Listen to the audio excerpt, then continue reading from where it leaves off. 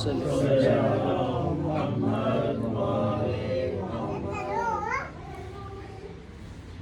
باللہ من الشیطان اللعین الرجیم بسم اللہ الرحمن الرحیم الحمدللہ والصلاة والسلام علی رسول اللہ وآلہ آل اللہ واللعنۃ الدائمۃ علی عداوتہم اعداء اللہ من یوم عداوتہم الی یوم لقاء اللہ. اما بعد قال قرآن المجید فرقان الحمید بسم اللہ الرحمن الرحیم فَوَصَّيَّنَا الْإِنسَانَ بِوَالِدَيْهِ حُسْنًا وَإِنْ جَاهَدَاكَ لِتُشْرِكَ بِي مَا لَيْسَ لَكَ بِهِ عِلْمٌ فَلَا تُطِعْهُمَا إِلَيَّ مَرْجِعُكُمْ فَأُنَبِّئُكُمْ بِمَا كُنْتُمْ تَعْمَلُونَ. درود پڑھے محمد والے محمد.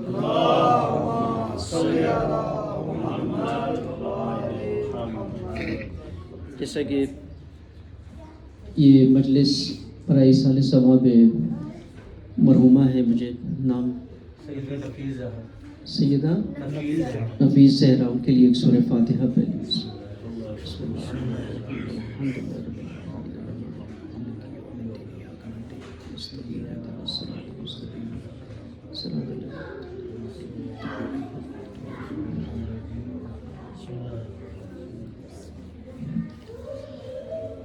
والدین کے موضوع پر اللہ تعالیٰ نے اپنی نورانی کتاب میں بہت تاکید کی ہے، بالخصوص احترام والدین اور احسان.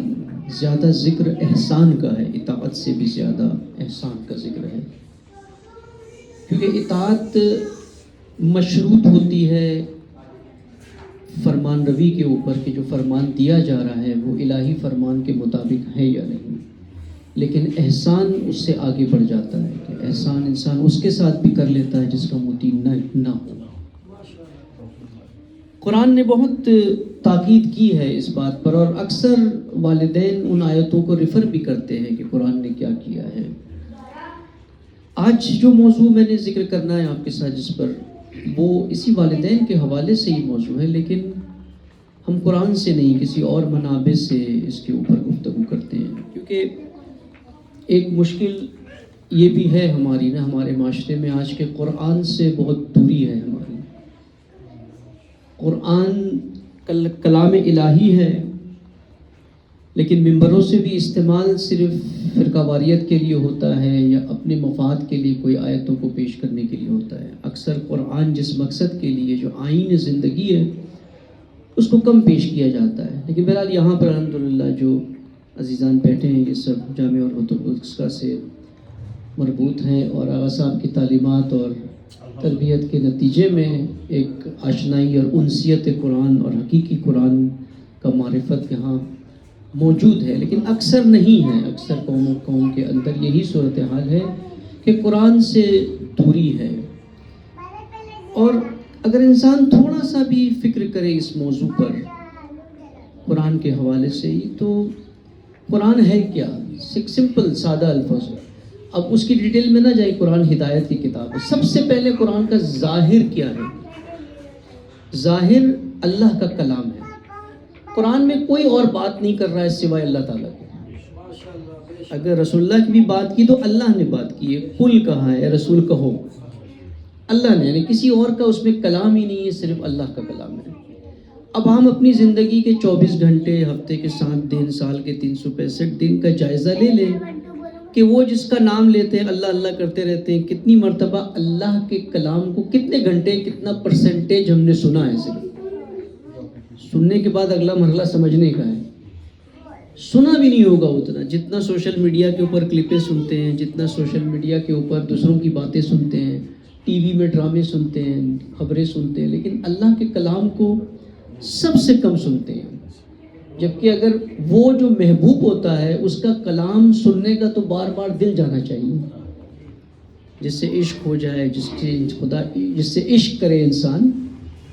وہ تو چاہتا ہے کہ اس معشوق کا کلام، اس محبوب کا کلام بار بار اسے سنے، اسے سمجھے. لیکن یہ بہرحال ایک دوری ہے قرآن سے. لیکن موضوع کیونکہ آج یہ نہیں ہے اتنا، ہم ذکر کریں گے اسی موضوع پہ والدین کے ایک اور منابع سے، جو بھی بہت خوبصورت بمبا ہے جس کو ہم نے اکثر نظر انداز کیا ہے، در حقیقت وہ بھی قرآن کی تفسیر ہی ہے اور کچھ نہیں ہے.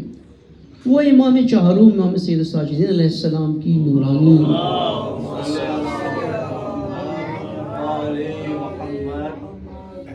کہ نورانی کلمات صحیفہ سجادیہ، جس میں امام علیہ السلام نے مختلف موضوعات کے اوپر دعا کے ذریعے تدریس کی ہے اور معرفت عطا کی ہے. یہ وہ دعائیں نہیں ہیں کہ جس میں صرف انسان اللہ کو پکار کے کچھ مانگ رہا ہوتا ہے. یہ ان دعاؤں میں واقعی معرفت کے بہت عظیم خزانے ہیں. وہ سر ہے، وہ راز ہے، اگر انسان پہ کھل جائے تو انسان کا زاویہ، انسان کی نظر، سب کچھ جو ہے وہ بدل جاتی ہے یہاں پہ. اور اسی میں ایک دعا ہے جو امام سجاد کی ہے، وہ دعا نمبر 24 ہے، والدین کے حوالے سے. والدین کے لیے کس طرح سے امام سجاد علیہ السلام دعا کرتے تھے، اس میں کیا وہ اہم نکات ہے جو امام سجاد علیہ السلام بیان کرتے تھے والدین کے لیے. اب میں نے اس کو صرف خلاصہ کچھ بنایا ہوا ہے، وہی پیش کرنا ہے. اس کا پوری دعا کی تفسیر نہیں کرنی ہے کہ جملہ بہ جملہ اس میں ہم جائیں گے، لیکن جو اہم اس کے جو پوائنٹس سے نکات ہے جس طرح سے کیا ہے. سب سے پہلے تو امام علیہ السلام فرماتے ہیں اس میں کہ اولاد کو حقوق کا ہی علم نہیں ہوتا کہ اس کے حقوق ہے کیا والدین کی بنسبت. یہ معرفت بہت ضروری ہے. فرماتے امام اس میں کہ خدا الہام کے ذریعے مجھے والدین سے متعلق جو میرے حقوق ہیں، جو واجبات ہیں، اس کی تعلیم دے، اور جتنے واجبات ہیں ان سب کا علم مجھے مہیا کر دے. یعنی سب سے پہلی مشکل ہماری کیا ہے کہ ہمیں اپنے حقوق اور واجبات کا ہی علم نہیں ہوتا. کیسے ہوگا علم جب قرآن سے دوری ہے؟ سورس تو وہی ہے نا. جب منابع دین سے دور ہیں تو کیسے اس کا علم ہوگا؟ ہو ہی نہیں سکتا. اس کے جو آئین زندگی کا وہی حقوق بتاتا ہے نا. آپ معاشرے میں رہتے ہیں، جو ایک ڈیموکریٹک سسٹم میں رہتے ہیں، تو اس کا آئین بتاتا ہے کہ آپ کے رائٹس کیا ہیں، کس کا کس پہ کیا رائٹس ہے، آپ کے ہمسایوں پہ کیا رائٹس ہے، آپ کے حکومت کے ساتھ کیا رائٹس ہے. یہ تو وہ منشور بتائے گا. جب منشور سے دور ہے تو نہیں پتہ چلے گا. اسی لیے امام فرماتے اے خدا تو مجھے الہام کے ذریعے، یعنی میرے قلب میں ڈال دے. ان منابع سے تو میں دور ہوں، لیکن میرے قلب میں ڈال دے کہ وہ کون سے واجبات ہیں، وہ مجھے کامل جتنے واجبات ہیں ان سب کا علم مہیا کر دے مجھے. کہ یہ نہ ہو کہ والدین کی نسبت کوئی واجبات ایسے ہو جو میں ادا نہ کر سکوں لا علمی کی وجہ سے. یعنی یہ بھی نہ ہو کہ اللہ کی بارگاہ میں جا کے یہ عذر بھی نہ پیش کروں کہ مجھے پتہ نہیں تھا. پھر کہتے کیا کہ ان پر پھر عمل کی توفیق دے. صرف علم کافی نہیں ہے، اس پر میں عمل بھی ہو. ایسا کوئی بھی واجب عمل نہ رہے جو میں بنا کیے گزر جاؤں. اور پھر نہ میرے اعضاء تھکن محسوس کرے خدمت گزاری سے والدین کی. اکثر ہوتا ہے نا جب والدین بزرگ ہو جاتے ہیں اس وقت یہ زیادہ مشکل ہوتی ہے. جب تک وہ ٹھیک ہے، فٹ ہے، تب تو مسئلہ نہیں ہے، لیکن جب بزرگ ہو جاتے ہیں وہ ان کے پیچھے آگے پیچھے رہنا، اس میں انسان تھکن محسوس کرتا ہے. چاہے اظہار نہ کرے اخلاقاً، لیکن جو مقام بتا رہے ہیں امام علیہ السلام کہ وہ تھکن بھی محسوس نہیں ہونی چاہیے. یعنی میں ایک دعا ہے اللہ سے کہ اللہ مجھے وہ تھکن تک کے محسوس نہ ہو خدمت گزاری سے. یعنی اب یہ تو حقوق کے بارے میں بتا دیا کہ کیا کیا واجبات، یعنی مجھے سارے واجبات کا علم ہونا چاہیے، الہام کے ذریعے ہو یا منابع کے ذریعے ہو، لیکن پتہ ہونا چاہیے کہ کون کون سے میرے واجب حقوق ہیں. ہمیں اکثر یہ پتہ ہوتا ہے کہ والدین کے مرنے کے بعد نماز جو ہے ان کی قضا پڑھنی ہے، اس پر زیادہ تھوڑا ہوتا ہے. قضا روزے نماز وہ بھی کسی اور سے کروا لیتے ہیں ادا، پیسے دے کر کے، اجرت دے کر کے. اس میں بھی فقہی مسائل ہے کہ بڑا بیٹا کرے گا. اب بڑا بیٹا نہیں ہے تو کوئی بھی نہیں کرے گا، فریضہ تو بڑے کا تھا. کیونکہ ساری معیارات دین کے جو ہم نے بنائے ہیں وہ تو اخلاق اور اقدار سے ہٹ کر ہے نا. وہ تو فقہ کے اوپر ہے. فقہ کہتی ہے بڑا بیٹا ہی نہیں ہے کوئی تو کوئی نہیں کرے گا. لیکن جو زندگی میں ہوئی حقوق ہے، قرآن حیات طیبہ کی بات کرتا ہے، مرنے کے بعد کی بات نہیں کر رہا ہے. قرآن حیات کی کتاب ہے. قرآن کہتا ہے کہ حیات طیبہ کیسی ہونی چاہیے، آپ کی پاک زندگی کیسی ہونی چاہیے. وہ پاک زندگی انہی واجبات، حقوق، فرائض کو انجام دینے سے ہوتی ہے.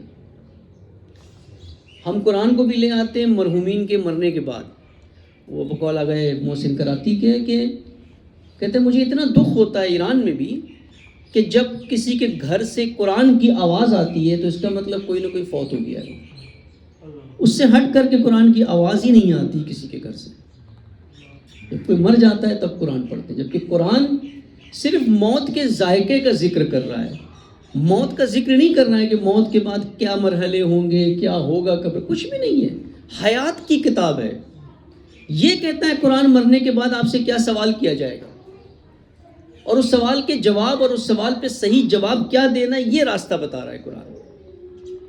اب امام آگے بڑھتے ہیں اس دعا میں کہ والدین سے تعلق کیسا ہونا چاہیے زندگی میں. ہم سمجھتے ہیں بہت سمپل تعلق ہے کہ صرف اطاعت ہو. کیسا ہونا چاہیے تعلق؟ اے خدا میں اپنے والدین سے ایسے ڈروں جیسے کسی جابر سلطان سے ڈرتا ہوں. اس طرح کا تعلق ہو. ان کے ساتھ ایسا حسن سلوک، بر ادا کرو. بر یعنی وہ حسن، وہ ایسا سلوک جس میں وسعت ہو، نہ کہ صرف ایک مرتبہ کا ہو. جو ایک رؤوف ماں اپنی اولاد سے کرتی ہے، جیسا ایک ماں اپنی اولاد کے ساتھ رحمت کے ساتھ، رفعت کے ساتھ سلوک کرتی ہے، ویسا سلوک میں اپنے والدین کے ساتھ کروں. اور اس نیکی سے ٹھنڈک ملے آنکھوں کو، ایسی جیسے نیند کے وقت نیند سے اور پیاس کے وقت پانی سے ملتی ہے. یعنی میں جب احسان کروں والدین پہ، حسن سلوک کروں، تو بیزاری سے نہ کروں. اس کو کرنے کے بعد مجھے ایسی ٹھنڈک ملے جب انسان بالکل خستہ ہو، نیند کی حالت میں ہو، خمار طاری ہو نیند کا، اور اس وقت کوئی اسے سونے دے دے. مثال آپ میٹنگ میں بیٹھے کئی رات میں، اب شدید نیند آ رہی ہے، اب احترام میں سو نہیں سکتے. اس وقت کیا کیفیت طاری ہوتی ہے بالکل. اور اس وقت کوئی آپ سے کہے آقا صاحب وہ جا کے اندر سو جائیں، وہ اتنی سکون کی نیند آئے گی. جب والدین کے ساتھ حسن سلوک ہو تو اس کے کرنے کے بعد اس طرح کا سکون ملنا چاہیے. بیزاری نہ ہو، یہ سکون ہو. اور جیسا پیاس لگی ہو شدید، پانی پینے سے ملتی ہے. جیسے رمضان میں شدید رمضان کے روزے ہیں، اس کے بعد ایک گلاس پانی کا پیا، وہ جو ٹھنڈک ملتی ہے وہ ٹھنڈک ملنی چاہیے. اس طرح سے ہو. پھر کیا تعلقات ہو؟ میں ترجیح دوں. کس کو ترجیح دوں؟ اپنی رجحانات، اپنی خواہشات اور اپنی رضا کو ان کے آگے. اب سمپل سی مثال لے لیں، جوان خاص کر کے جو ہوتے ہیں، اب شادی کرنی ہے، والدین کہیں کہ فلاں لڑکی سے شادی کریں. وہ کہے کہ میں مدرسے کی لڑکی لاتی ہوں، کہ نہیں مجھے تو کالج والی ماڈرن چاہیے. وہ تو آ کر کے صبح مجھے اٹھائے گی نماز تہجد کے لیے. والدین کی رضا، خوشنودی کس چیز میں ہے، میں اس کو ترجیح دوں. اب یہ ساری چیزیں مشروط ہیں ایک چیز سے، اس پہ آئیں گے ہم آگے. یہ ساری مشروط ہے، یہ نہیں کہ ایبسلیوٹ ہے والدین کسی سے بھی کہیں کچھ بھی کر لو، نہیں، اس طرح سے نہیں ہے. لیکن یہ چلتے ہوئے کہ وہ جو کہہ رہے ہیں درست کر رہے ہیں. جب درست کہہ رہے ہیں تو اس وقت ترجیح کس پہ ہونی چاہیے؟ ان کی بات پہ، نہ کہ اپنی خواہشات کے اوپر. اکثر یہی ہوتا ہے، یعنی والدین کہتے ہیں مدرسے میں جا کے پڑھے، وہ کہتا نہیں پڑھنا مجھے. ترجیح دوں میں ہر چیز میں. اب گھر میں دیکھیں آپ، جوان لڑکا ہوگا، بوڑھی ماں ہوگی 50-60 سال کی، جوان بیٹی ہوگی، وہ کام کر رہی ہے. بیٹے کو صبح اٹھ کر کے جوان وہ ناشتہ دے رہی ہے، بیٹی کو اٹھ کے کھانا وہ بنا کر کے دے رہی ہے. یہ سارے تعلقات جو ہم نے بنائے ہوئے، والد احترام کرتے ہیں سارے، یہ نہیں کہ یہ نافرمان ہے اور بے احترام ہے. لیکن جو لیول امام سجاد بتا رہے ہیں اس دعا میں، اس مقام تک پہنچنے کی ضرورت ہے مومن کو.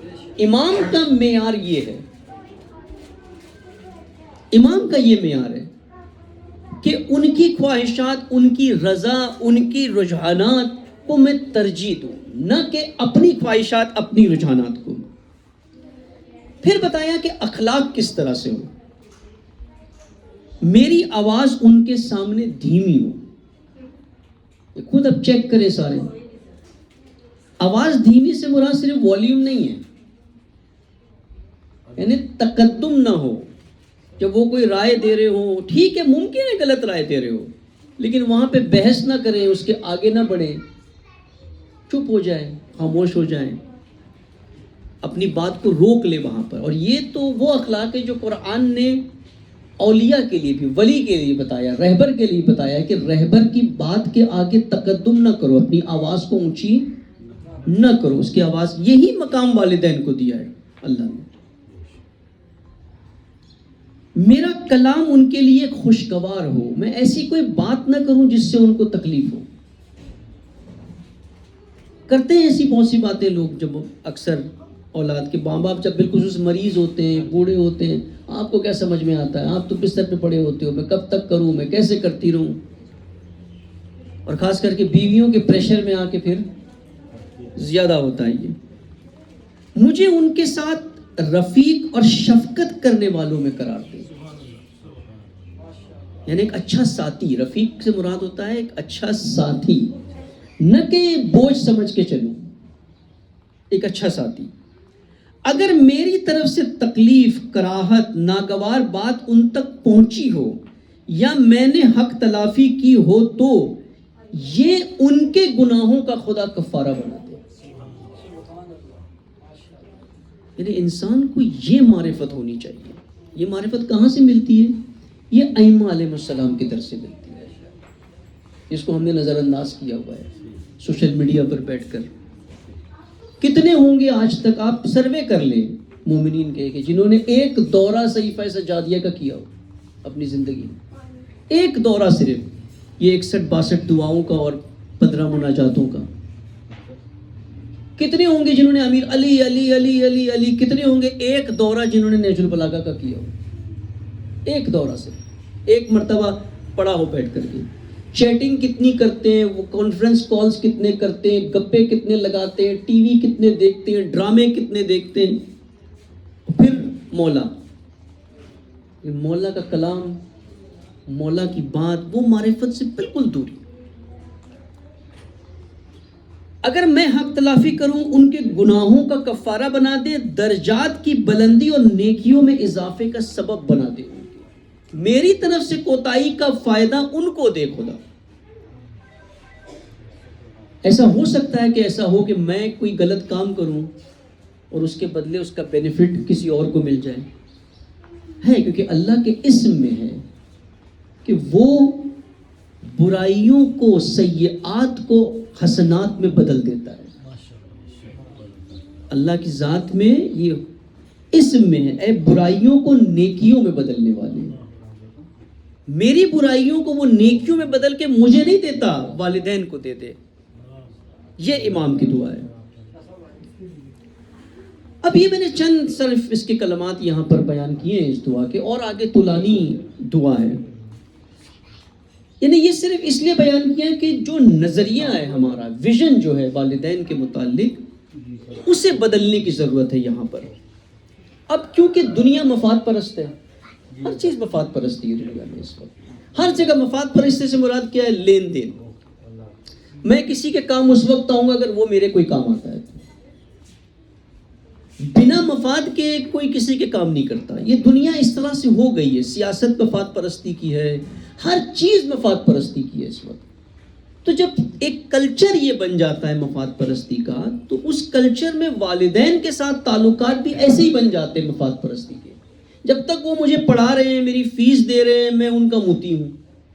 ایک بار میں خود آزاد ہو گیا، انڈیپینڈنٹ ہو گیا، شادی کر لی، اب بیوی آ گئی گھر میں، اب میں نے ان کو چھوڑ دیا کیونکہ مجھے ان سے کچھ نہیں مل رہا، یا وہ ضعیف ہو گئے، اب کسی لائق نہیں ہے کہ مجھے کچھ کر سکے، اب میری بھی دلچسپی ان میں نہیں رہی.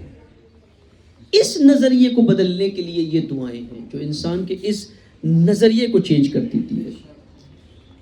اگر انسان یہ سوچے، اب یہی آگے ہے اس میں دعا کا جملہ کہ اے خدا، جتنا انہوں نے کیا ہے مجھ سے، وہ اس سے بہت زیادہ ہے جتنا میں کر سکتا ہوں. اس تھنکنگ کو بدلنے کی ضرورت ہے یہاں پہ کہ ہر وقت انسان یہ سوچے کہ والدین نے جو میرے ساتھ کیا ہے یہ تو اس وقت تھا کہ جب میں بالکل ناتواں تھا، میرے اختیار میں نہیں تھا کہ میں دودھ تک کے پی سکوں. اگر وہ ماں نہیں اٹھتی، ساری رات نہیں جاگتی، تو میں تو با حیات ہی نہیں رہتا. میں تو اس وقت میری مدد کی نا. اب مجھے کب کرنا ہے؟ میں تو اس وقت کر رہا ہوں جب وہ فٹ ہے، اس حالت میں نہیں ہے ناتوانی کے. تو یعنی میں نے جو کر رہا ہوں وہ بہت کم ہے. اگر یہ سوچ بن جائے انسان کی تو پھر وہ الگ طریقے سے کر سکتا ہے.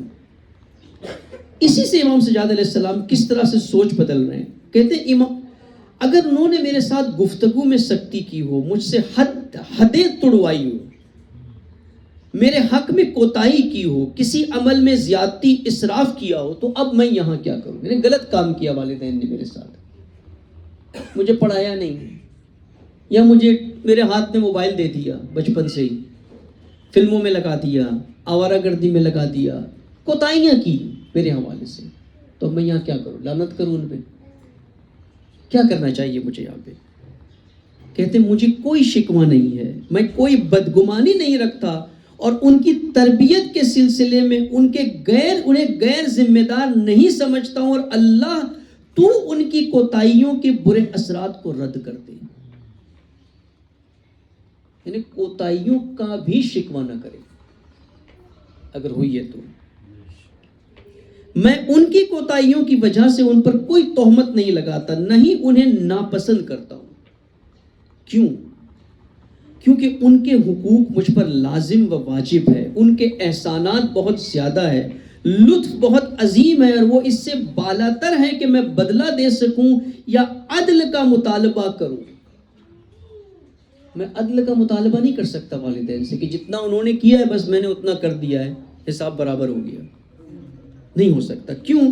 اس لیے کہ ان کا ہر وقت میری تربیت میں مشغول رہنا، میری پرورش میں سختیاں اٹھانا، رنج اٹھانا، خود تنگی میں رہ کر میری آسودگی کا سامان کرنا، تو کیسے ممکن ہے کہ وہ اپنے حقوق کا صلہ مجھ سے پا سکے، اور نہ ہی ان کے حقوق مجھ پر ہلکے ہو سکتے ہیں، اور نہ ہی میں ان کی خدمات کا واجب فریضہ انجام دے سکتا ہوں. یہ نہیں ہو سکتا. اب یہ بیان کر دیا کہ کس طرح سے تعلقات، کیا اخلاق کیا ہونا چاہیے. لیکن آج کے دور میں اگر آپ دیکھیں تو ہمارے معاشرے میں تو کم ہے، لیکن اکثر معاشرے میں والدین کی نافرمانی بڑھتی جا رہی ہے. ممکن ہے زبانی نہ ہو، عملی ہو، یہ بڑھتی جا رہی ہے. کیوں؟ اس کے کئی وجوہات ہیں، اور آنے والی نسلوں میں، آنے والے دور میں، آنے والی جنریشن میں یہ اور مزید بڑھے گی.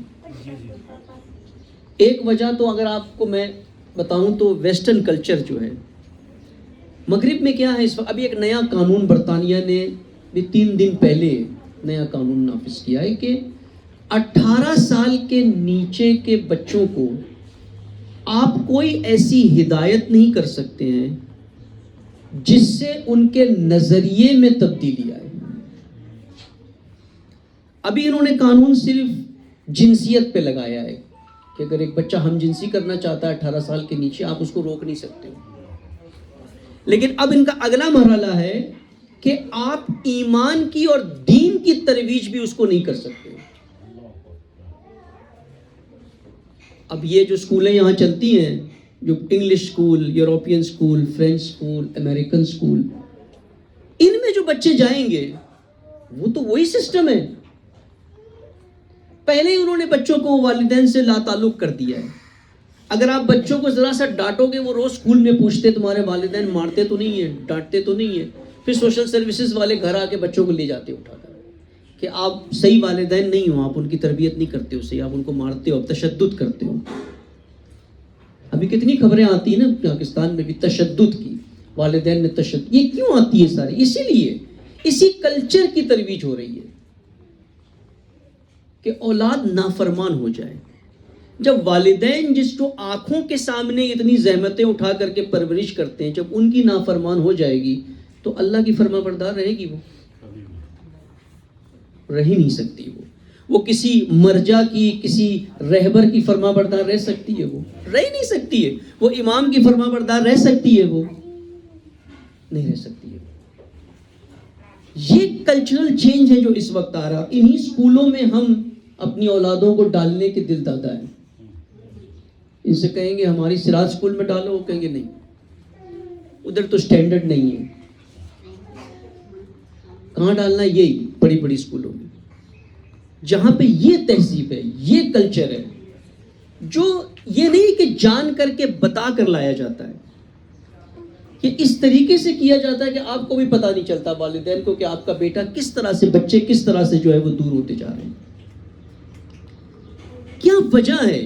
چند وجوہات اور ہیں کیوں اولادیں، بچے نافرمان اس دور میں اور بالخصوص آنے والے دور میں نکل دیں گے اور نکلے جا رہے ہیں. ایک ان کو علم اور الہام نہیں ہے، وہی جو امام سجاد نے پہلے فرمایا کہ ان کو علم ہی نہیں ہے کہ والدین کا مقام کیا ہے، ان کے واجبات، ان کے حقوق کیا ہے. اور کیوں نہیں ہے یہ؟ کیونکہ والدین نے خود ان کے رجحانات کو بدل دیا ہے اسی تعلیمی نظام میں ڈال کر. ان تعلیمی سسٹمز میں ڈال کر کے جہاں چاہتے ہیں بچہ اچھی انگلش بولے، تو انگلش کے ساتھ تو انگلش کلچر بھی آتا ہے نا. جو کلچر انگلش کلچر ہے وہی کلچر اس کے ساتھ بھی آئے گا ان تعلیمی نظام میں ڈال کر. اب اسے کیا علم ہے کہ میرے کیا حقوق بنتے ہیں والدین کے حوالے سے؟ جو اس کا ٹیچر ہے وہ اس کا آئیڈیل بن جاتا ہے، وہ اس کا اسوہ بن جاتا ہے، جیسا وہ سکھائے گا ویسے ہی ہوگا. دوسرا کام جو والدین کرتے ہیں جس کی وجہ سے اولاد نافرمان نکلتی، پھر بعد میں شکایت کرتے کہ ہماری اولاد ہمیں پوچھتی تک کہ نہیں ہے، وہ قرآن نے بتایا ہے، وہ ہے شرک. خود ان سے معصیت کراتے ہیں. قرآن کہتا ہے نا سورہ اسراء میں اور سورہ لقمان میں، وَإِن جَاهَدَكَ عَلَىٰ أَن تُشْرِكَ بِمَا لَيْسَ لَكَ بِهِ عِلْمٌ فَلَا تُطِعْهُمَا. اگر وہ تمہیں مجبور کریں، والدین مجبور کریں کہ اللہ کے ساتھ کسی کو شریک بناؤ، تو ان کی اطاعت نہ کرنا، لیکن ان کے ساتھ اچھا سلوک ضرور رکھنا. یہی شرک ہے جس میں والدین خود ڈالتے ہیں. خود ٹی وی کے سامنے بٹھا دیں گے، خود موبائل فونوں کو ہاتھ میں دے دیں گے، پھر ایسے کارٹون ہوں گے چل رہے ہوں گے، پھر اچانک کوئی منظر نظر آئے گا، چیخ پڑے گا یہ کیا دیکھ رہا ہے؟ آپ نے خود ہی تو اس کو لگا کے دیا ہوا ہے. اس کے اندر اتنا شعور ہے کہ اپنی آنکھوں کو بند کر لے جب کوئی ایسی چیز آتی ہے. تو آپ نے دے دیا اس کو کھیلنے کے لیے، آگ سامنے رکھ دی ہے، خود اس سے شرک کرا رہے ہو، خود اس سے جھوٹ بلواتے ہو، ساری چیزیں خود سکھاتے ہو اسے، اور پھر آپ شکوہ کرتے ہو کہ وہ نافرمان نکلا. اسے تو یہی نکلنا ہے. اسے اگر آپ نے اللہ کا فرما بردار بنایا ہوتا تو وہ آپ کا بھی فرما بردار ہوتا. آپ خدا سے دور کرو گے وہ آپ سے بھی دور ہو جائے گا. یہ ساتھ ساتھ چلے گا پیرلل میں، یہ کنیکٹڈ ہے، یہ بدلے گا نہیں. یعنی اب خود ایک جو بڑا مسئلہ ہے نا اس کلچر میں کہ ویسٹ، مغرب کے ہم بڑے دل دادا ہیں، آئیڈیل ہے ہمارا. وہ شادیاں کرنی ہوگی، کہاں شادی کرنی؟ امریکہ میں، انگلینڈ میں. اگر انگلینڈ سے کوئی رشتہ آ جائے، امریکہ سے کوئی رشتہ آ جائے، فوراً یہ نہیں سوچتے کہ وہ ماحول تو شرک آلودہ ماحول ہے، وہ تو طاغوتی سرزمین ہے. ان کو دیکھتے ہیں کہ جن کے بچے وہاں چلے گئے شادیاں کر کے، ان کو نہیں دیکھتے ہیں کہ جو وہاں سے چھوڑ کر کے بیزار ہو کر کے بھی آئے ہیں یہاں. ان کو آئیڈیل نہیں بناتے. یہ شرک ہے کہ اولاد کو خود طاغوت کے حوالے کر دے. شادیاں کر دیں ایسی جگہ جہاں دینداری نہ ہو، جہاں تقوی نہ ہو، یا طرز زندگی اسلامی نہ ہو، الہی نہ ہو، وہاں شادی کرتے. کیونکہ گھر اچھا ہے، بزنس اچھا ہے، معیارات دنیاوی معیارات، یہ سارے شرک ہیں. ایسی اسکولوں میں ڈال دو جہاں ڈانس ہوتے ہیں، جہاں میوزک ہوتی ہے، جہاں لڑکے لڑکیاں ساتھ میں کو ایجوکیشن پڑھ رہے ہیں. خود شہوت میں ڈال دو، جس چیز کا اللہ نے منع کیا ہے خود اسی میں ڈال دو، اور بعد میں شکوہ کرو کہ بچہ نافرمان ہو گیا. وہ نافرمانی کرتا ہے، یہ تو ہونا ہی ہے. کلچر میں دیکھیں کتنا شرک آلودہ کلچر ہے ہمارا. پورا کلچر شرک سے بھرا ہوا ہے, خرافات سے بھرا ہوا ہے. اب شادیوں میں دیکھیں, شادیوں میں تقویٰ اور الہی طرز آپ کو شاید 5% بھی نہیں ملے گی, صرف نکاح سے ہٹ کے باقی ساری چیزیں کلچرل ہیں. اسی طرح سے تو جب آپ خود ایک نظام, ایک سسٹم اس طرح کا بنائیں گے تو پھر اولاد پہ کیا اثر ہوگا اس کا؟ آپ نے شادیوں میں اتنا لیوش کام کیا ہوا, اتنا گلیمر ہے, اتنا خرچ ہے, اتنا سب کچھ ہے, تو اس بچے کا, چھوٹے بچے سے لے کے وہیں سے اس کا رجحان یہی بننے والا ہے, وہی جائے گا, وہی پلٹ کے پھر آپ کے پاس آئے گا. وہ یہ اہم وجہ ہے کہ ہم خالص اپنے بچوں کی تربیت توحیدی معیار پہ نہیں کرتے, اپنے ہاتھوں سے ڈالتے ہیں ان کو شرک میں. اور آج کے دور میں یہ کام کرنا بہت آسان ہے. صرف بچے کے ہاتھ میں موبائل دے دیں بس کافی ہے, اس کے بعد آپ نے کچھ نہیں کرنا ہے. ایک ایسی اسکول میں ڈال دیں اور دوسرا موبائل دے دیں, بس آپ کا کام ہو گیا سارا. پھر انتظار کریں اس کے بڑے ہونے کا, خوش رہیں پہلے, پھر انتظار کریں کہ یہ بڑا ہو کے کیا کرتا ہے. پھر دیکھیں یہ جتنے کارٹون دیکھتا ہے نا, وہ سارے کارٹون آپ کے اوپر ہی استعمال کرے گا. وہ جو سیکھ رہا ہے وہاں پر, وہ جو اس کو سکھایا جا رہا ہے ان چیزوں میں, اور وہ جو آلودگی اس کے اندر آ رہی ہے, وہ آلودگی کہاں ظاہر ہوگی؟ کس میدان میں نظر آئے گی وہ آلودگی؟ وہ آپ کے گھر میں پہلے نظر آئے گی. ہم کہتے ہم تو ایسے نہیں بنے. آپ کے دور میں, ہمارے دور میں یہ زہر نہیں تھا. آپ گھر میں ایک زہریلا سانپ لا کر کے پال لیں, یہ بہتر ہے. شاید یہ کم خطرہ ہے بنسبت اس کے کہ آپ اپنی اولاد کے ہاتھ میں موبائل, یوٹیوب, یہ چیزیں دے دیں. آج وہ تو ایک مرتبہ ڈس کر کے آپ کی جان لے لے گا, لیکن یہ تو پورا ایمان ختم کر دے گا. یہ تو ہر دن اس کی جان لے رہا ہے. یہ خود ہم یہ زہریلے کام کر رہے ہیں. پھر کہتے ہیں اولاد بگڑ گئی ہے, اولاد ہائپر ایکٹیو ہو گئی ہے. اس نے سپائڈر مین, سپر مین دیکھ کے ایکٹیو ہونا ہے, سو جانا ہے سپائڈر مین, سپر مین دیکھ کے, وہ تو ہائپر ایکٹیو ہو گئی ہوگا. جب آپ نے سارے یہ کام کرنے. گھر کا ماحول, اب گھر کا ماحول دیکھیں, یہ اولاد کو بگاڑتا ہے. ساس بہو کی روز جنگ چل رہی ہے, اس کا کیا اثر ہوتا ہے بچوں پہ؟ کہ جب میری ماں میری دادی کا احترام نہیں کرتی ہے, تو اس کے نزدیک تو بزرگان کا احترام ختم ہو گیا نا وہیں پر. جب گھر میں بیوی شوہر کا احترام نہ کرے, اولاد پہ کیا اثر پڑے گا اس کا؟ یا شوہر آ کر کے بدتمیزی کرے بیوی کے ساتھ اولاد کے سامنے, کیا اثر پڑے گا اس کا؟ تقویٰ تو نہیں ہے نا ہمارے اندر, الہی معیارات کے اوپر طرز تو نہیں ہے ہماری گفتگو کی, ہماری حرکات و سکنات کی, یہ تو نہیں ہے. یہ ماحول جو ہم نے بنایا ہوا ہے اپنے گھروں کے اندر, اس کا سارا اثر ہے. یہ بچے آپ کے سارا والدین جو کر رہے ہیں وہ دیکھ کر کے سیکھ رہے ہیں.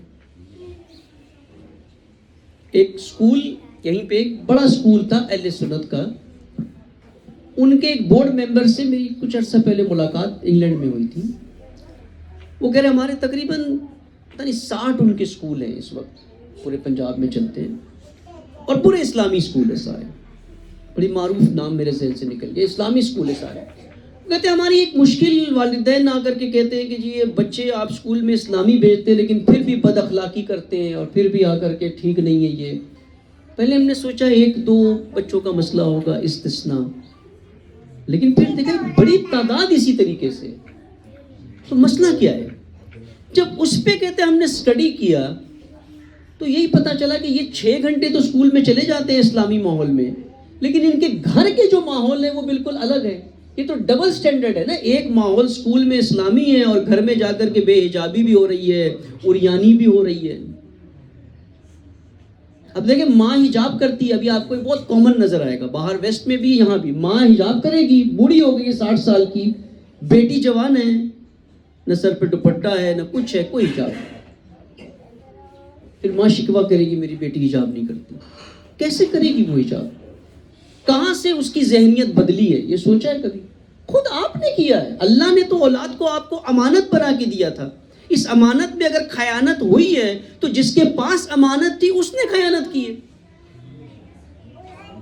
آپ کسی کو ذمہ دار نہیں ٹھہرا سکتے کہ اسکول نے یہ کر دیا، ماحول، سب کچھ آپ کے اختیار میں تھا.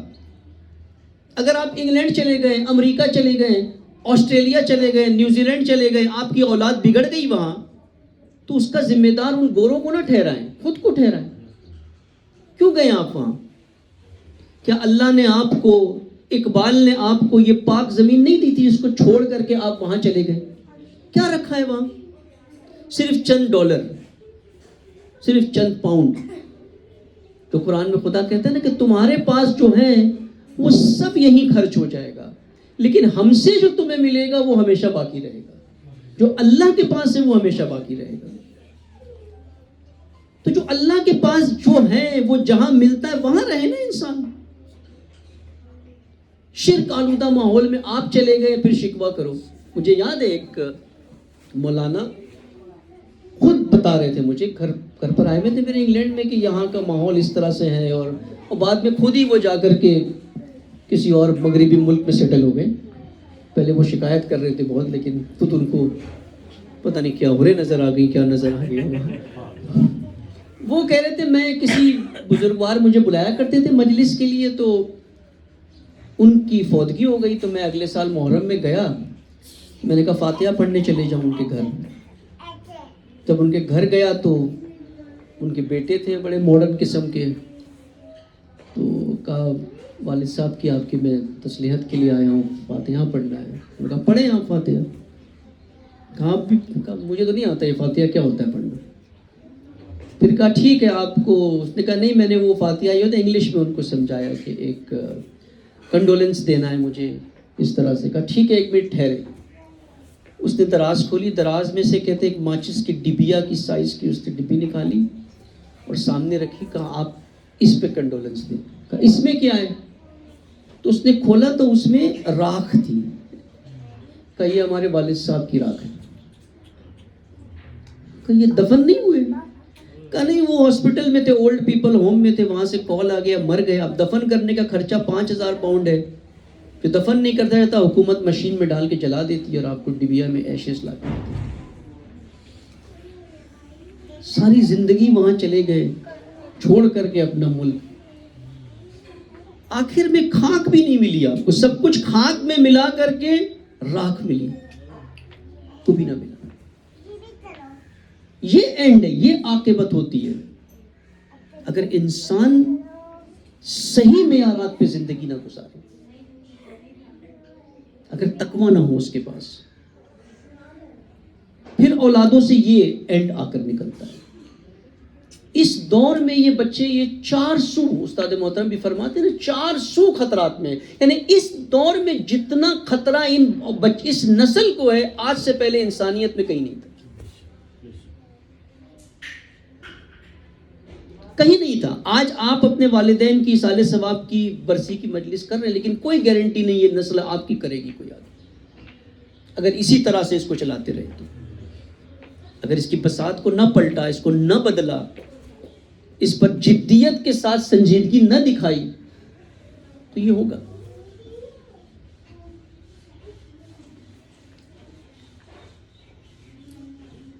یہی امام سجاد اسی اگلی دعا میں 2 جملے میں اس کے بیان کروں کہ اولاد کیسی ہونی چاہیے، اس کے معیار کیا ہے. اس میں فرماتے وَجْعَلَهُمْ أَبْرَارًا أَتْقِيَا بُصْرَ السَّامِعِينَ. اے خدا میری اولاد کو کیا بنا. اب یہ کرائٹیریا فریم کر کے لگانا چاہیے گھر میں. میری اولاد کو ابرار بنا، بر کرنے والا، وسعت نیکیاں کرنے والا، متقی بنا، یعنی محفوظ زندگی ہو اس کی. با بصیرت بنا اور ہدایت کو سننے والا بنا. وَأَصْلِحْ لِي أَبْدَانَهُمْ وَأَدْيَانَهُمْ وَأَخْلَاقَهُمْ. اے اللہ میری اولاد کے جسم، دین اور اخلاق کی اصلاح کر. یہ تینوں فساد میں. اولاد کے جسم کی تو بہت ہم اصلاح کرتے ہیں, اس کو فٹ رکھتے ہیں, اس کو ہیلدی رکھتے ہیں, اس کو وٹامن دیتے ہیں, اس کو سب کچھ کھلاتے ہیں پلاتے ہیں, کچھ زیادہ ہی کھلا دیتے ہیں بعض اوقات, پیزا برگر ہر چیز کھلا رہے ہوتے ہیں. ابدان کو تو فٹ رکھا ہے, لیکن ادیان اور اخلاق, کہتے ہیں اولاد کا یہ معیار ہے کہ اس کا دین, اس کا اخلاق فساد سے بچے, اس کی اصلاح ہو اور متقی ہو, ابرار ہو, باب بصیرت ہو اور ہدایت کو لینے والا, سننے والا, قبول کرنے والا ہو. اب یہ کرے گا کون؟ یہ دعا اس لیے نہیں ہے کہ اللہ نے آٹومیٹک بٹن دبا کے یہ کام کر دینا ہے. یہ دعا اس لیے ہے کہ جن کی اولاد ہے وہ اپنے کرائٹیریاز کو ٹھیک کر کے اس چیز کو عملی کرے اپنی زندگیوں میں. یہ نہیں کہ دعا کرنے سے اولاد خود بخود اگلے دن صبح متقی بن جائے گی, یہ نہیں ہونے والا. اخلاق کی حفاظت, ابدان کی حفاظت. ابھی مثال, کیونکہ وقت کم ہے, یہی آپ, یہ مجلس ہے ایصال ثواب ہے. ایصال ثواب سے کیا مراد ہوتی ہے, کیا مطلب ہے اس سے؟ ایصال ثواب یعنی وسیلہ ثواب. یہ مجلس کسی مرحوم کے لیے, مرحومہ کے لیے وسیلہ ثواب ہے. وسیلہ بنے گی. کیسے وسیلہ بنے گی؟ کیسے بنے گی وسیلہ؟ وہ تو مرحوم کے اعمال نامہ تو ختم ہو گیا ہے, وہ تو رک گیا ہے. اب تو کوئی عمل کرنے کی طاقت نہیں ہے, کچھ بھی نہیں ہے. اب یہاں اللہ نے یہ نظام رکھا ہے کہ اگر وہ مرحوم وسیلہ بن جائے کسی دوسروں کو ہدایت پہنچانے کا, تو خدا اس کا اجر اسے بھی دے گا. ایصال ثواب اس وقت ہوگا جب بیٹھنے والوں کو بھی ثواب ملے گا, تو وہاں پر ایصال بنے گا, تو وہاں پہ ثواب پہنچے گا, ورنہ نہیں پہنچے گا. اب اس کی سمپل آپ مثال میں آپ کو تاکہ سمجھ میں آئے بات. لیکن کتنا ثواب پہنچتا ہے, کتنا پہنچتا ہے, کتنا بینیفٹ پہنچتا ہے مرحوم کو آپ کی ایک ایصال ثواب کی مجلس سے؟ بہت کم. مثال میں آپ کو دوں, آپ کے گھر میں کھانا پک رہا ہے, اس کی خوشبو باہر جا رہی ہے, خوشبو جا رہی ہے پڑوسی کے گھر میں. اب پڑوسی کو بھی خوشبو سے لذت مل رہی ہے, لیکن آپ کو کھانے کی بھی لذت مل رہی ہے, خوشبو کی بھی لذت مل رہی ہے. کھانے کی لذت ہمسائے کو نہیں مل رہی ہے, صرف خوشبو کی لذت مل رہی ہے. ایصال ثواب میں اسی طرح سے اتنی لذت, اتنا فائدہ اس مرحوم کو پہنچتا ہے. اب اگر آپ مثال کریں, آپ کسی ریسٹورنٹ کے پاس رہتے ہو جس میں سارا دن کھانا بن رہا ہو, تو سارا دن خوشبو جائے گی پڑوس میں ہمسائے کے پاس. تو جتنا زیادہ ہدایت کا سلسلہ مرحوم کے نام پہ ہوگا اتنا زیادہ فائدہ پہنچے گا. ایک مجلس سے لمیٹڈ پہنچے گا, اس وقت اس مرحوم کو ٹھنڈک مل جائے گی حالت برزخ میں تھوڑی. لیکن یہ ایصال ثواب ثواب جاریہ میں بدلنا چاہیے. مرحوم سب سے پہلے تو اپنی زندگی میں وہ کام کر کے جائے کہ آگے محتاج ہی نہ رہے کہ کوئی میری ایصال ثواب کی مجلس کر کے مجھے ٹھنڈک پہنچا دے. زندگی میں وہ کر کے چلے جائے. وہ رسول اللہ صلی اللہ علیہ وسلم کی روایت ہے نا,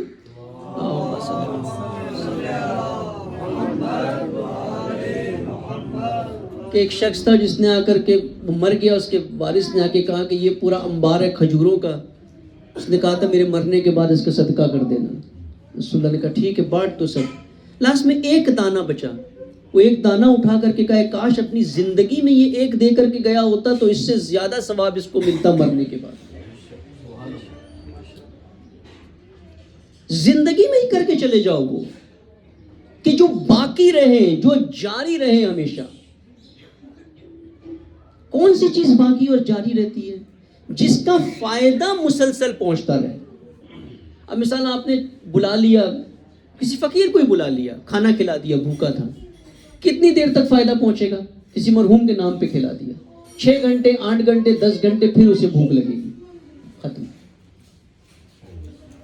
لیکن اگر کسی کو انسان بنا دیا, کسی کی ہدایت کر دی، کسی کو فساد سے بچا لیا، جب تک وہ راہ راست پر ہے اس کا اجر اسے ملے گا جس نے یہ کام کیا. اور یہ اللہ کا لطف ہے کہ اگر تم نے کسی مرحوم کے نام پہ یہ کام کیا، اس کا اجر اسے بھی ملے گا، آپ کو بھی ملے گا. یہ لطف خدا ہے. وہ کام کرنے ہیں زندگی میں جو خود یہیں پہ دنیا مظہر الآخرہ ہے، یہیں سے آخرت بن جائے.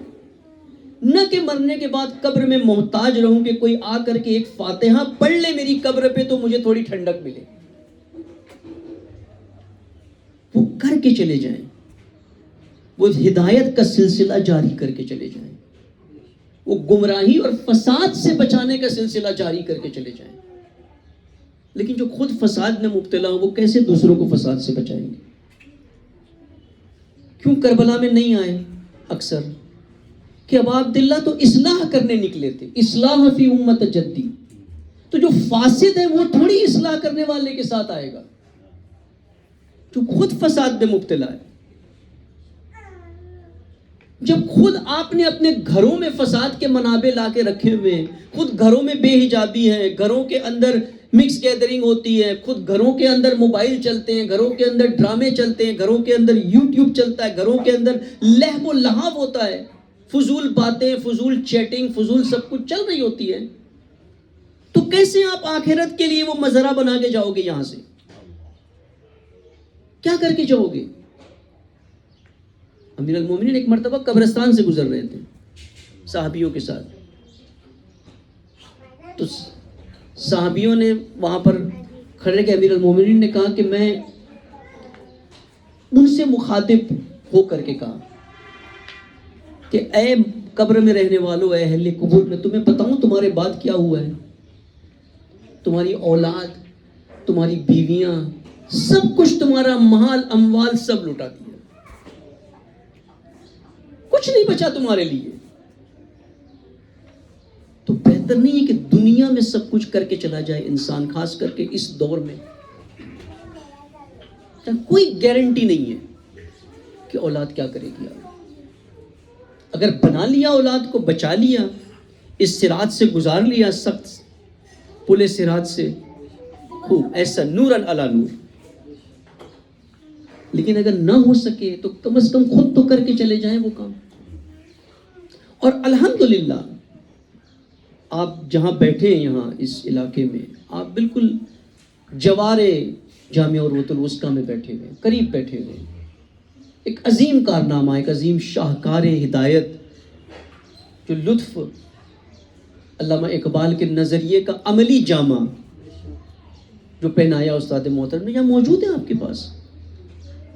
اتنی توفیقات کے در. میں ہمیشہ استاد سے بھی یہ کہتا ہوں نا کہ ایک چیز جو ہم شاید اس کو درک نہیں کرتے ہیں کہ یہ مرکز صرف یہ نہیں ہے کہ یہ خدمات دے رہا ہے، اس مرکز نے خدمات دینے کی ملینز توفیقات مومنین کے آگے رکھ دی ہے. صرف خدمات دے کر کے انسان اپنی آخرت بنا سکتا ہے. یہ توفیق کس کے پاس ہے؟ آج پوچھو جو امریکہ میں بیٹھے ہوئے، انگلینڈ میں بیٹھے ہوئے، آسٹریلیا میں کچھ کرنا چاہیں تو بھی نہیں کر سکتے، کوئی موقع ہی نہیں ہے کرنے کا، کچھ نہیں ہے. اور یہاں ابھی بیٹھے ہیں بزرگان، یہ بھی خدمت گزار ہیں یہاں سے، ان کو پتہ ہے ٹائم نہیں ہوتا ہے، اتنا کام ہے، اتنا کچھ کرنے کے لیے. جب اتنی توفیق اللہ آپ کے سامنے رکھ دے کہ یہ لے لو، یہ لوٹ لو، اپنی آخرت بنا لو، اور پھر بھی انسان لہو و لہو میں پڑا رہے، پھر بھی انسان کرکٹ کے آگے لگا رہے، تھڑوں پہ بیٹھا رہے، چائے کی دکانوں پہ بیٹھا رہے، یہ تو بدبخت ہے، شقی ہے یہ، جس کے سامنے اللہ نے اتنی توفیق دے دی. معرفت نہیں حاصل کی، وہ معرفت بھی آسانی سے موجود ہو گئی آپ کے لیے، وہ دین بھی آپ سیکھ سکتے ہیں وہاں سے، خدمات بھی کر سکتے ہیں وہاں پر، سب کچھ. لیکن پھر بھی نہ کرے انسان، کتنا بدبخت ہے وہ. یہ تو میں کہتا ہوں گولڈن اپورچونٹی ہے کہ انسان اپنی آخرت بنا لے. اس سے بہترین فرصت کہیں اور نہیں مل سکتی. اب اگر انسان نہ کر سکا، وہ خود نااہل ہے، اسی کی کوتاہی. انتھک خدمات دے کر کے بنا سکتا ہے. اولاد کو بچانے کے لیے جو انتظامات کیے، اسکول، ماحول، سب کچھ ہے. ایک مدرسہ گھر میں نہیں بچا سکتے، مدرسوں میں ڈال دے، اس مدرسے میں ڈال دے جہاں بن جائیں. کون کر کے دیتا ہے آپ کو یہ اتنا اہتمام آپ کی نسلوں کو بچانے کا؟ یعنی یہاں سوچے، مائیں سوچے یہ کہ موسیٰ کی ماں نے اپنی اولاد کو بچانے کے لیے دریا میں ڈال دیا نا، اس کے جسم کو بچانے کے لیے تلاتم والے نیل میں ڈال دیا، اور ہر طرف سے جہاں فرعونی لشکر کا خطرہ ہے صرف اللہ کے الہام پر یہ کام کر دیا. تو یہ ماؤں کو بھی تو اتنا تو کرنا چاہیے نا. موسیٰ کی ماں کوئی معصومہ تو نہیں تھی، کوئی بنی ہاشم تو نہیں تھی، کوئی معصومہ تو نہیں تھی، لیکن صرف اللہ نے الہام کیا، اس خاتون نے یہ کارنامہ کر دیا، ڈال دیا نجات کے لیے. تو یہ کام یہاں کی مائیں بھی کریں ان بچوں کو بچانے کے لیے، تب یہ والدین کا حق ادا کر پائیں گے، تب حق ادا کریں گے یہ. ورنہ یہ جن سے جو لیا ہے انہی کا حق ادا کریں گے. یہ جن چیزوں کے سامنے بیٹھے ہیں اس وقت، یہ اس کا حق ادا کریں گے، یہ اس نظام کا حق ادا کریں گے، طاغوتی نظام کا. یہ آپ کا نہیں حق ادا کریں گے کہ آپ نے نہیں دیا ان کو جو دینا تھا.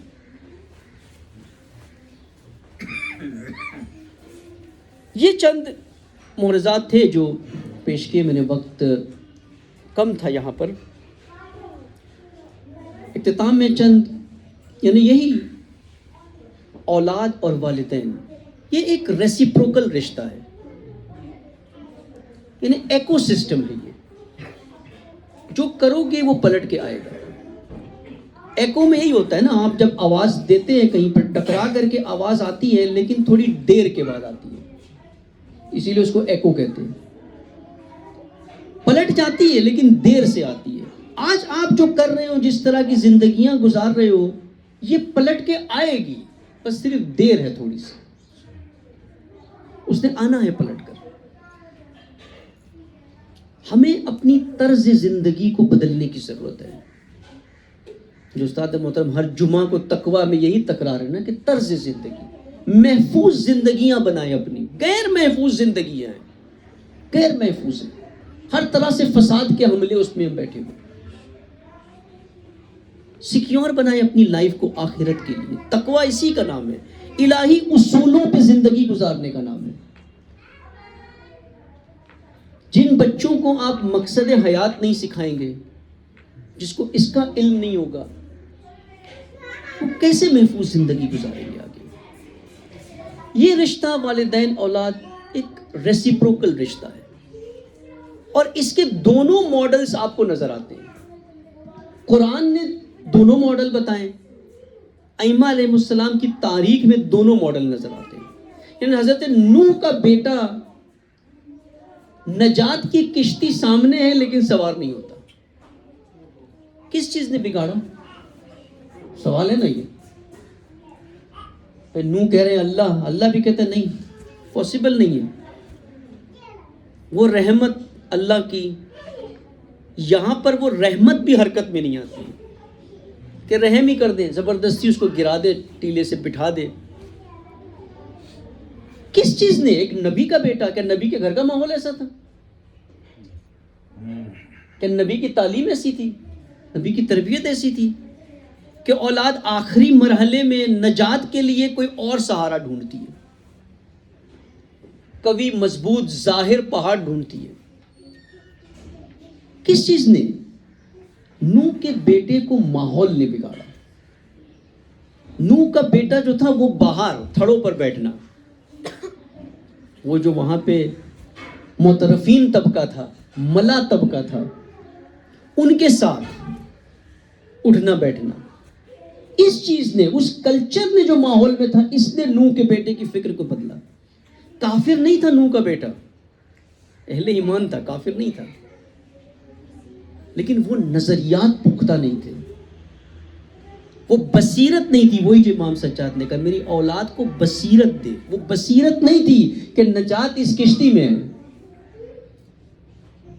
اس اونچائی پہ نہیں ہے, نجات امریکہ انگلینڈ جانے میں نہیں ہے, نجات پاکستان میں,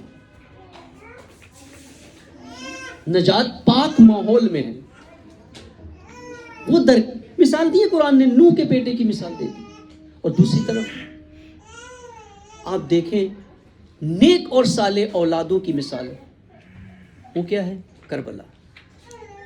کربلا میں آپ کو آئیڈیل ملتا ہے کہ کیسی اولاد کہاں پہنچ سکتی ہے, کس مقام پہ اولاد پہنچتی ہے, کربلا آپ کو بتاتی ہے. یعنی امام حسین علیہ السلام اگر یہ خواب دیکھ کر کے کہے کہ میں نے خواب میں دیکھا ہے کہ کچھ درندے مجھ پہ حملہ کر رہے ہیں, بیٹا آ کر کے اچھا ایسا ہونے والا ہے, مارے جائیں گے, کیوں نہ رک جاتے ہیں, کیوں نہ آگے چلے جاتے ہیں. یہ نہیں کہتا بیٹا آ کر, کہتا کیا فرق پڑتا ہے, موت ہم پر آئے یا ہم موت پہ ٹوٹ پڑے, کیا فرق پڑتا ہے. یہ وہ تربیت ہوتی ہے جو یہ اولاد بناتی ہے. یہ تربیت خود وسیلہ ثواب اور وسیلہ نجات بن گئی. یہ تربیت ہے. اور نہ صرف معصومین, کربلا کے میدان میں جو غیر معصومین تھے ان کے اندر بھی یہی جذبہ تھا, ان کے اندر بھی یہ تربیت تھی جو انہیں اس میدان میں لے کر آتی ہے. جناب سیدہ کی تربیت کا نتیجہ کربلا ہے. ایام فاطمہ بھی گزرے ہیں, ابھی ولادت کے ایام بھی ہیں. جناب سیدہ نے وہ مختصر 10 سال 8 سے 10 سال تربیت کی اولاد کی. اس مختصر عرصے میں جو تربیت کی ہے, وہ اب عبداللہ کہتے ہیں میرے اندر سورا ہے, وہ انقلابی خون ہے جو میری ماں کی دودھ سے بنا ہے. یا سار اللہ ہے, کون ہے سار اللہ؟ وہ سورا, وہ انقلابی خون کہاں سے آیا؟ کہتے مجھ سے بیعت کا مطالبہ کرتے, جانتے ہو کس ماں نے میری پرورش کی ہے, کس ماں نے میری تربیت کی. وہ فاطمی کردار کون سی مائیں کرتی ہیں؟ وہ جو خود محفوظ ہو, وہ جو خود با اقدار ہو, وہ جن کا رجحان اللہ کی طرف ہو, وہ جو اس عظمت کے مقام پر پہنچ جائے کہ خود رسالت مآب کھڑے ہو جائے وہ آئے, تو وہ مائیں بناتی ہیں حسین, وہ مائیں کربلا برپا کرتی ہے. اور یہ نہیں ہے کہ صرف معصومین کے لیے. ایک واقعہ ہے انقلاب اسلامی کا, بہت ہی یعنی درد, اس میں اتنی معرفت ہے. ایک چھوٹا بچہ معروف ہے, آپ اگر تہران جائیں آگے دشت زہرا میں تو وہاں علامتی بھی ہے, اور قبر تو خرم شہر میں ہے اس بچے کی, شہید کی, حسین فہمیدے نام سے. حسین فہمیدے, یہ سنیں مائیں سنیں خاص کر کے.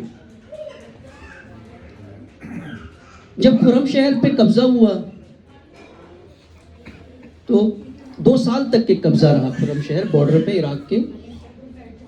اس وقت لشکر بنتا رہا ایران میں. تو جب وہاں اہواز عراق کے بارڈر کے علاقے میں جب لشکر بن رہا, تو ایک چھوٹا بچہ تھا, 13 سال کے قریب تھا, 12 یا 13 سال, حسین فہمیدے. اس نے آ کر کہا مجھے بھی بھرتی ہونا ہے اس میں. اس کا کارڈ دیا کہ آپ کی عمر جو ہے شاید اس وقت 14 یا 15 سال لمٹ تھی عمر کی, کہ اس کے نیچے کے نہیں آ سکتے جوان. تو کہا آپ کی عمر تو 13 سال ہے. کمانڈر نے کہا آپ تو نہیں آ سکتے. تو اس بچے کی معرفت اور بصیرت دیکھ اس نے کیا کہا, تو پھر مجھے یہ بتایا کہ قاسم ابن حسن کیسے کربلا میں پہنچے.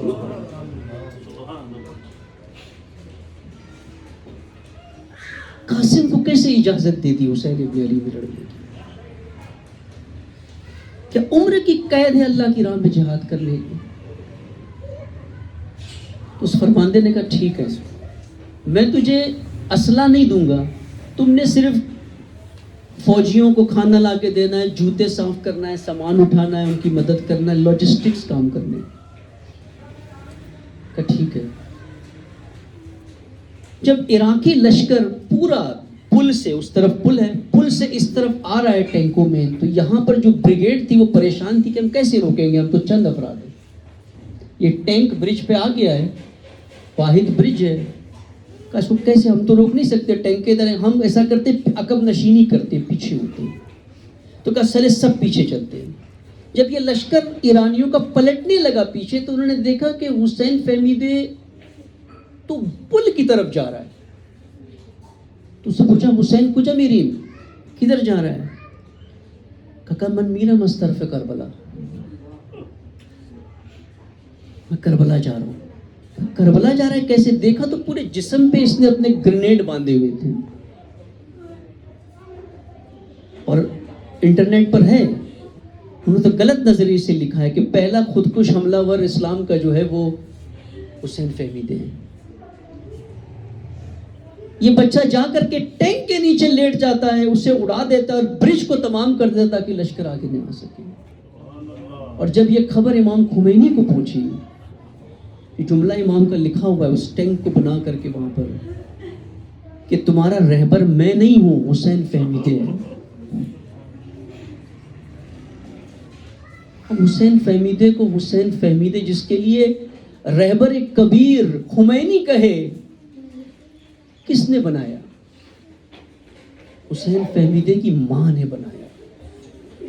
قاسم ابن حسن کو جسے موت شہد سے زیادہ شیریں لگتی ہے، کس نے بنایا؟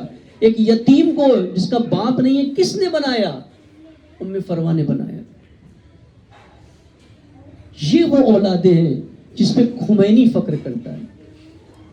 یہ وہ رحمۃ اللہ علیہ قوم الصالحین. دعا کرتے خدا بند متعال سے یہی آخر میں دعائی کلمات اللہم صلی علی محمد و آلہ و ذریتہ و اقصص ابوائی و افصل ما خصصت بہ آبائی عبادک المومنین و امہاتہا یا ارحم الراحمین. اے پروردگار میرے ماں باپ کو اس سے بڑھ کر امتیاز دے جو تو نے مومن بندوں کے ماں باپ کے لیے مختص کیا ہے.